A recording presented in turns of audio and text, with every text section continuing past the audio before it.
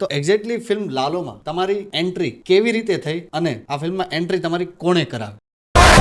હું અંકિત મામી festival film જોઈ ઘણી બધી, તો અમને એક ફિલ્મ નથી ગમી, પણ પછી મામી ફેસ્ટિવલમાં એ છે કે ડિરેક્ટર એક્ટર્સ જે પણ હોય એ બધા ફિલ્મ પતે પછી ઊભા હોય અને વાતચીત તમે આપણે કરી questions, શકીએ, બધું discussion, yes, કરી શકો. આ તે તો એને બહુ મસ્ત વસ્તુ કીધી કે એક્ટરમાં મારા પપ્પા હતા, તો ત્યારે યાર કે અમને નથી ગમી, અમને જેન્યુઇનલી એ ફિલ્મ નથી ગમી કે યાર ચલ ખરાબ ફિલ્મ બનાવીશું, મોઢું નીચું રાખીને ઊભા તો રહીશું, ખબર તો પડશે કે આપણે ખરાબ બનાવી છે. ત્યાંથી ફિલ્મ બનાવવાની શરૂઆત થઈ અને પપ્પાવાળી વાત કીધી, એની પાસે એક્ટર નહીં હોય તો આપણી પાસે શું રિસોર્સિસ છે, એ પ્રમાણે આપણે સ્ટોરી ડિઝાઇન કરી. રાત્રે બેઠા તે આવું થયું કે ભાઈ એક માણસ હોય ચોરી કરવા જાય, ભરાઈ જાય, પણ કે ટ્રાન્સફોર્મેશન શું તો કે ઉપરથી ભગવદ્ ગીતા પડે ને પછી વાંચીને આમ કેવું કંઈક થાય. અને અંકિત 10 મિનિટ રહીને એમ બોલ્યો ભગવાન આવે, તો મેં કહું 1 મિનિટ, હમણાં ભગવાન કેવી રીતે આવશે?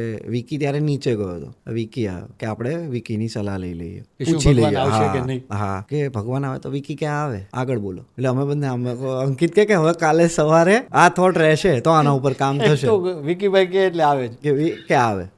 એ સિનેમાનો જાણકાર છે, અમુક ફિલ્મ્સ મને એના કારણે મારી ફિલ્મના નોલેજમાં ઘણો વધારો થયો છે. હા, ક્રેડિટ આપતા તો સાહેબ શરમાવાનું જ નહીં. હું તો હા મતલબ હુ એમ આઈ ભાઈ, આઈ એમ અ ડમ પર્સન. શું કરી લીધું છે? લોકોમાંથી લઈને, લોકોમાંથી શીખીને મને જે માણસ એમ કહે છે ને કે આ માણસ ખરાબ છે, મને એનામાંથી બી કંઈક મળશે. ખરાબ છે તો શું ખરાબ છે? એનો સ્વભાવ નહીં સારો હોય, થોડી 5-25 રૂપિયા હોત તો લઈ જાત ને 5-25.